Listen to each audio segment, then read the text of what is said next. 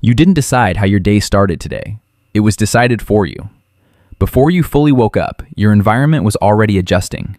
The temperature shifted. Your phone summarized your schedule. Your coffee was already on its way, ordered in a moment so small you barely registered it as a decision. And somehow, it feels like progress. It feels efficient, optimized, like you're ahead. But what if you're not? What if this experience isn't helping you think better, but helping you think less?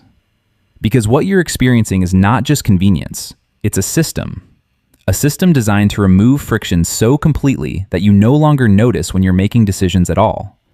The distance between wanting something and getting it has almost disappeared. A tap, a swipe, a face scan. No pause, no resistance, no moment to reconsider. And that missing pause is where everything changes. In the past, every transaction had weight. You reached into your wallet, you counted cash, you handed it over. There was a brief moment where your brain asked, "Do I actually need this?" That moment was friction. And friction wasn't a flaw. It was a filter. It protected your future self from your present impulses. Now, it's gone. Today, your card is saved. Payments are automatic. Subscriptions renew without asking. A $15 meal quietly becomes $25, and you barely notice because the process feels effortless. You think you're saving time, but you're not. You're removing the only moment where your brain could say no. And when that moment disappears, something else takes its place.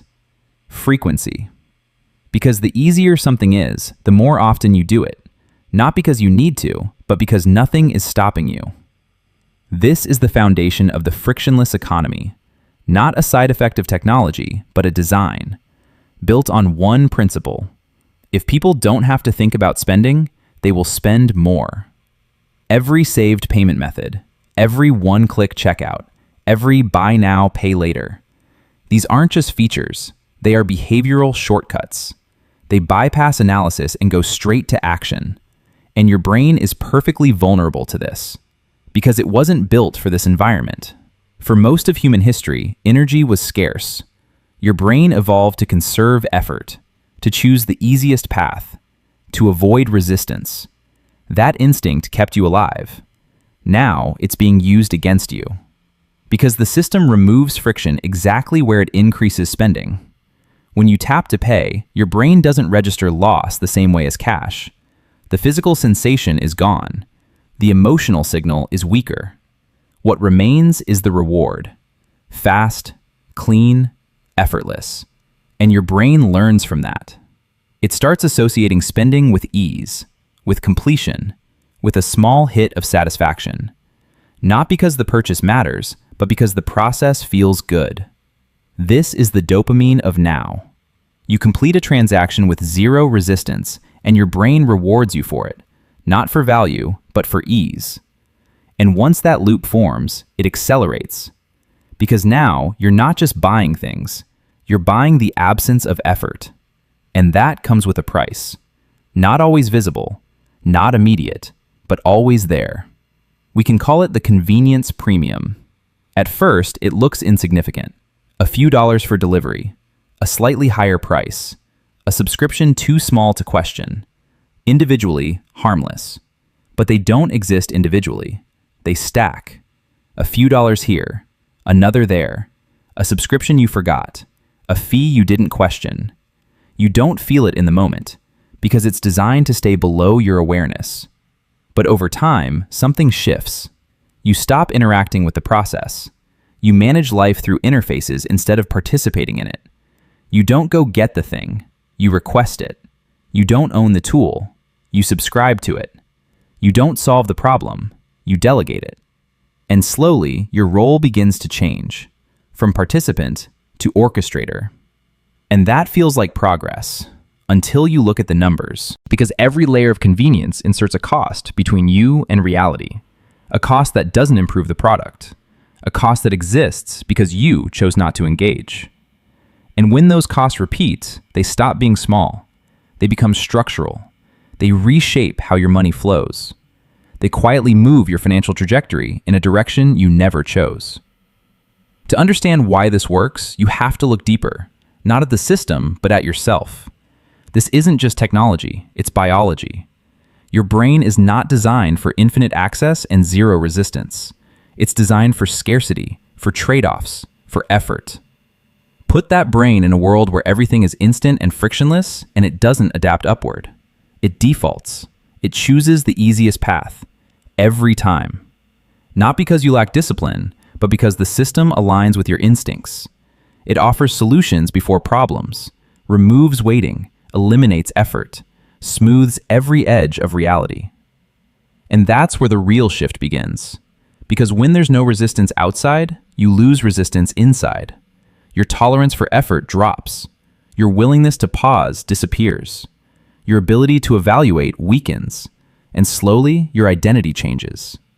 Not all at once, but in small, invisible ways. You stop thinking like someone who builds and start behaving like someone who consumes. Not because you chose to, but because nothing required you not to. And in that environment, the line between convenience and dependency becomes almost impossible to see. And once that line disappears, the system no longer needs to push you. It simply lets you continue.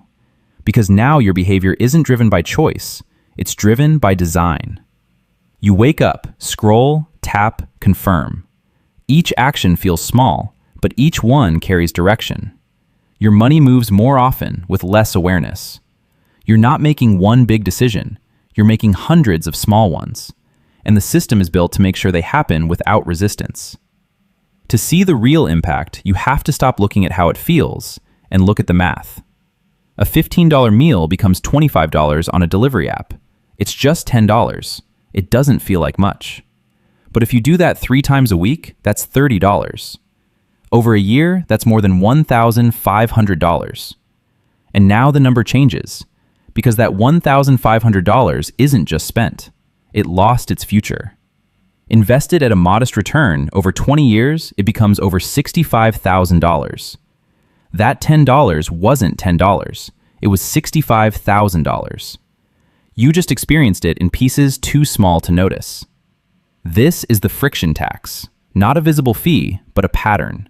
A slow, repeated leakage of capital every time convenience replaces awareness. And it's everywhere. Subscriptions you don't use but don't cancel. Streaming services stacking on top of each other. Small monthly charges that never feel urgent enough to question. Individually, harmless. Together, structural. They create a baseline cost of living that keeps rising without you ever agreeing to it. And this is where the system evolves, from one-time spending to recurring extraction. You no longer buy things, you rent access. Music, software, features, even parts of products you already own. From a business perspective, this is perfect. Stable revenue, predictable behavior. From your perspective, it's a permanent obligation. You're no longer accumulating assets, you're maintaining access. And access is fragile. It can be changed, increased, removed at any time. Which means your financial position depends not on what you own, but on what you can keep paying for. And that changes everything. Because wealth is not just income, it's stability. It's how low your expenses can go when things change. If you own your tools, understand your environment, and can operate independently, you have flexibility. You can adapt. But a life built on convenience doesn't adapt. It depends. If prices rise, you feel it immediately. If services disappear, you lose functionality. If income drops, your system doesn't adjust. It breaks. And that's the hidden cost. Not just money, resilience. Because every time you outsource something simple, you don't just save effort, you lose capability. You trade skill for service. And that compounds. Until basic tasks feel inconvenient without a platform. Until effort itself feels like something to avoid. And at that point, the system doesn't need to control you. It just needs to exist. Because you've already built your life around it. Which is why the solution isn't to reject convenience. That's unrealistic. The goal is to understand it, to see where it helps and where it extracts, to separate efficiency from dependency.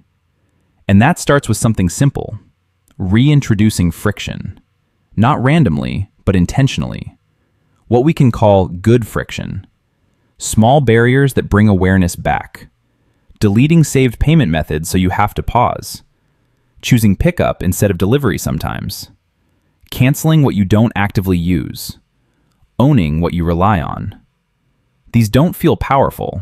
They feel slower, slightly inconvenient. That's the point. Because friction isn't the problem, it's the filter. It reconnects your actions with their consequences. It restores the gap between impulse and decision. And inside that gap is control. Not perfect control, but enough. Because when you reduce the frequency of spending, even slightly, the math shifts. The leaks slow down. The baseline stabilizes. The system loses its edge. And you start to see clearly. Wealth isn't just about how much you earn, it's about how much you keep. And how much of your life isn't obligated to someone else.